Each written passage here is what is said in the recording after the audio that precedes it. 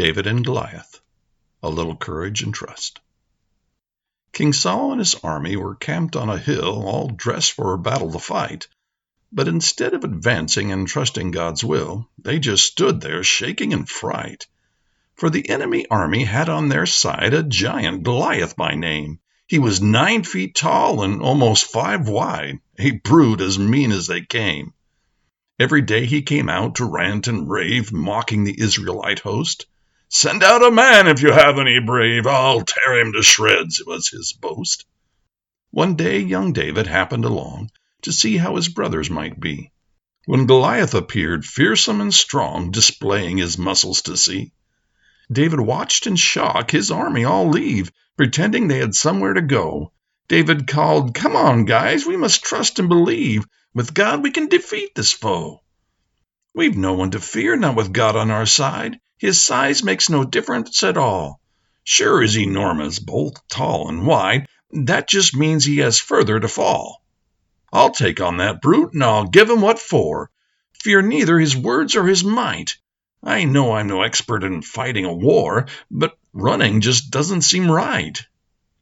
When David's words to the king were made known, he decided to meet with the lad, a boy who would face Goliath alone. Saul thought he was probably mad. Saul asked young David, "With this beast of war, how do you think you can win?" David replied, "I've killed monsters before, and with God's help I'll do it again." Saul offered to David some armor to wear, though it didn't seem quite David's size. The king tried to hide his look of despair as the helmet slipped over his eyes. David was thankful for the offer to share, but said, "Thanks, but I'll just stay with mine." Saul inwardly thought, "This kid hasn't a prayer," but lied, saying, "Yes, I'm sure you'll be fine." With no armor or sword, just a sling and a staff, marched this warrior of limited size. Some men cheered, others started to laugh, while the rest just covered their eyes. At the base of the hill, David stopped at a brook, and there took a moment to crouch. He picked up 5 stones, having just the right look, and tucked them away in his pouch. Then on David went with his sling in one hand and the other holding his staff. His faith was in God as he took up his stand, while Goliath started to laugh. The giant called out, "Look, they've sent me a boy who fights with a sling and a stick. I tell you right now, this I'm going to enjoy, for I'm going to crush him like a tick." David said, "You come with a sword and a spear, but I come in the name of the Lord. With God on my side, I tell you quite clear, I don't need no stinking sword."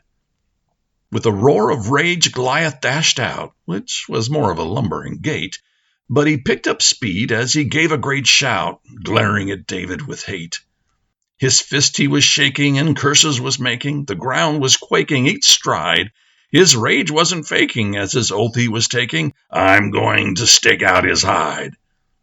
As Goliath advanced, David stood to his ground, starting to swing round his sling.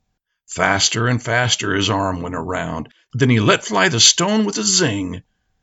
The stone sailed forth its flight straight and true, striking Goliath square in the head. His army just stood there, not sure what to do, when the mighty Goliath fell dead. David walked to the giant and picked up his sword, holding the huge thing aloft. Then he gave a great shout in praise to the Lord and used it to finish him off. The Philistines looked for somewhere to hide as they ran in fear from that place. There came a great shout from the Israelite side as they rushed down to take up the chase. No one believed David might just succeed. They were sure his defeat was a fact. But David knew faith was all he would need, faith and the courage to act. Sometimes we face troubles of frightening size, leaving us feeling useless and small, but we can find hope when we realize to our God they are nothing at all. God doesn't require wisdom or might, but to please him, faith is a must. If you want to serve God and join in the fight, it will require a little courage and trust.